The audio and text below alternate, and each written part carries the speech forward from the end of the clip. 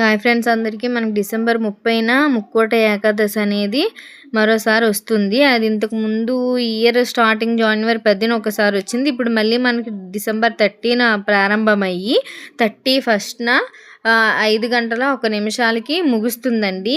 ఈ ఏకాదశి ఏంటంటే ఉద్దేశం మనం విష్ణుమూర్తిని పూజిస్తాము. ఇది మార్గశిర మాసం కాబట్టి విష్ణుమూర్తిని మంచిగా పూజిస్తారు.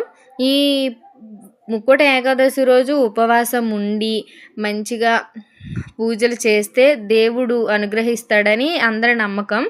అలా చాలామంది చేస్తారు. ఏంటంటే 3 కోట్ల ఏకాదశులు కలిపి మనం ఈ ముక్కోట ఏకాదశి అని అంటామన్నమాట.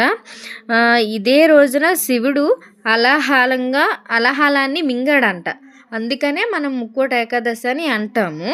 ఇంకా మహాభారతంలోన భగవద్గీత కృష్ణుడు అర్జునునికి ఇదే రోజు ఉపదేశించడానికి కూడా మనం ముక్కోట ఏకాదశి రోజు చెప్పుకొనున్నది. ఇలా ముక్కోట ఏకాదశి మనకి వచ్చింది కాబట్టి ప్రతి ఒక్కరూ అందరూ ముక్కోట ఏకాదశిని మంచిగా చేసుకోండి. ఇలా మనకు ముక్కోట ఏకాదశి రోజు ఈశ్వరుడిని కానీ మహావిష్ణువుని కానీ పూజిస్తే మనం అనుకున్న కోరికలు నెరవేరుతాయి. ఖచ్చితంగా ప్రతి ఒక్కరూ చేసుకోండి. అందరికీ ముక్కోటి ఏకాదశి శుభాకాంక్షలు. హ్యాపీగా అందరూ ఉండాలని కోరుకుంటున్నాను.